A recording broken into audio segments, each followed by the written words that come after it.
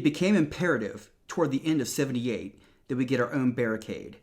Something a little closer to armed cavalry than please stay off the towers. Something closer to Berlin 61 than don't take the brown acid, okay? It took up a third of the truck. We had to have it. And we started to stabilize the security environment because every concert was one hell of a powwow, and the barricade was routinely smashed to trinkets. We had what was called an ego ramp, which means you had the flat stage going from 3 o'clock to 9 o'clock, and then jutting out is a tongue of staging. It's 10 feet across, between 5 and 25 feet long, and it juts out into the audience. It was the ego ramp for obvious reasons. People were launching themselves onto it and were crawling up onto the stage. We were one of the first to institute headset security, where you see the thug guys in yellow shirts down in the pit behind the barricade, some wearing headgear. When there was trouble, or someone was starting to throw something or getting smushed against the barricade, the guy on the side of the stage would radio over the mic down into the pit, and the situation would be adjusted. If you could see the inside of our barricade, it was numbered from 1 to 10. Red numbers on the right, white numbers on the left. So say EV would go for a guitar solo and I would dance casually over to the security guy on the side of the stage and yell, "Gorgeous blonde, red t-shirt, pink earrings, pink lipstick, about 6 feet back, red right, 3.5. Think she's got a boyfriend." I'd then dance right back out on the stage and do my shimmy shimmy cocoa pop. He would radio down into the pit and a gorilla would crawl over the barricade into the audience and give her a backstage pass. One night I had an idea.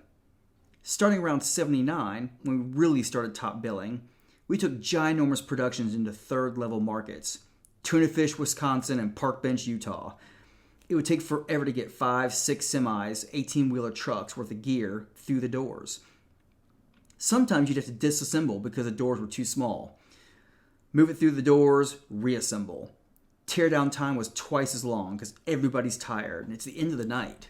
You gotta make an 8-hour hop for a show tomorrow, and then tomorrow, and tomorrow after that. So I came up with the incentive program. All crew members will receive 5 backstage passes. They initial them. And whichever one of these girls that I wind up with at the end of the night, if it's got your initials, you get $100. Now in 1979, this is the equivalent of like $350, which for guys who are making $350 a week, it's an incentive. I know full well that I'm in charge of desperate men in search of desperate fortune. I know that they're taking at least half of those backstage passes, giving them out to pretty girls at the show, and telling them, "Look, meet me at the crew bus at such and such a time." Within 3 days, teardown time was cut in half. Everybody had to get back to the bus, and nobody knew why, except for me. The other band members had a vague idea of what was happening, but what happened with the Van Halens was not that freewheeling sprawl that happened for me. Every night after a show, everybody who didn't wind up on a crew bus was instructed to go to the side bleachers in the arena. Everybody had backstage passes, 150 people sitting in the bleachers, 30 wide and going up. A security guy would give what we call the speech, which went like this. "Ladies and gentlemen, welcome. You're invited to hang out backstage with the band and crew. This is purely social. Please no autographs, no photos. We have music and food and drink for one and all." He would drag out the speech as long as necessary, because coming in from behind, up in the bleachers, you have 4 300-pounders separating the boyfriends from the girlfriends, saying, "Excuse me, but we're a little short on space. The young lady's invited, but that's all the room we really have, and you should really make a decision now." Nobody would notice because everybody's looking forward, listening to the speech. Meanwhile, they're working in from behind and thinning the herd. Until we were down to about 72 likely suspects, most of them girls, women of all types, of all ages. Everybody would file into the backstage area. Since the backstage area was basically my design, well, we fixed it up with a stereo that was created out of 2 bass speakers that had been on stage during the first tour. Your little legs get bumps when the bass man thumps. And mid-range speakers and horns and a control center that was 5 feet tall. 600 people was our record for backstage. In LA at the Forum. We took up like 4 different rooms. Had the stereo humping, we would get gels from the lighting crew and get gel the lights even though it was a locker room. Turn it into Club Dave. We'd finish dinner in another room. This was basically myself and the road crew, then wander in. Not unusual to see 40 girls dance with each other to the latest tunes and the gelled red light. And we would hang out. I might wind up with somebody, I might not. Didn't matter. It didn't matter because teardown time was cut in half. and the ritual the next day was way better than any ritual I could have fantasized the night before. Big Ed and I would show up backstage, hours before the sound check, during crew meal. Well over 100 human beings eating red meat and potato and soda pops and whatnot on paper plates. I'd walk in and I'd go, ladies and gentlemen, we have a winner. He's young, he's hot, he's good looking, and it's his first tour. He works on the lighting crew and he's got the eye. Her name was Otisha, and I wish she was here in the city with us even as I speak. But even as I do speak, she's in the rear view mirror. But this guy's right in front of us. His name is Danny, and he gets $100 fucking dollars. Within a matter of weeks, these guys were pros. Different members of the crew started forming teams. Look, if we pool our expertise, we can win this 3 nights a week easy. We'll split the money, and over a period of X amount of weeks, we're so far ahead of the wave. And it became competitive about, well, who found who.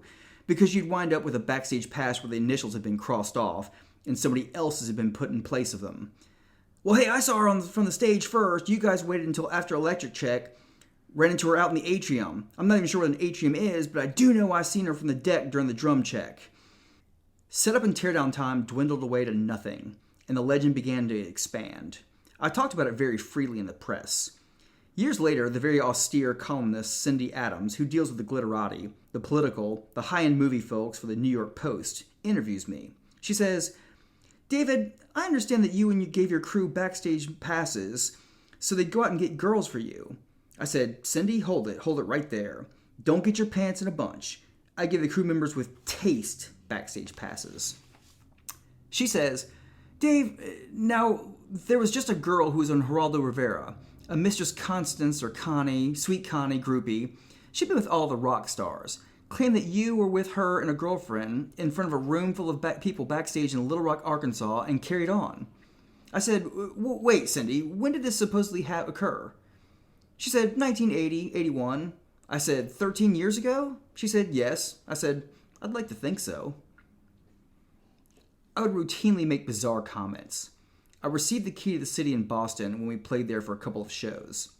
I stood up and I said, thank you very much. Receiving this key is sort of like becoming a member of a family, and I'm a very family-oriented man. In fact, I think I may have started one last night. In a very short period of time, things got way out of hand. Better than we had ever planned.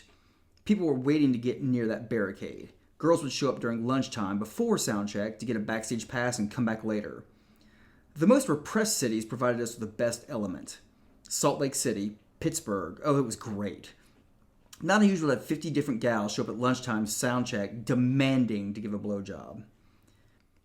One day, in a legal meeting, I said to this team of lawyers, everybody sitting in a circle, you know, a piano player can insure his fingers like a surgeon, and a ballet dancer, a ballerina, can insure their feet and their legs. Sooner or later, I'm going to start getting more and more of these letters that say, Dear Dave, do you remember me? I'm Wardell Johnson from Dental Floss, Iowa. We shared a wonderful moment, and now you have 2 wonderful little children, both of whom need individual bicycles. Well, we would get some of these in the mail. And I said, is it possible to insure my dick? Like paternity insurance? Because 99.9% of this stuff is all just nonsense. I was always taking precautions, even way back when.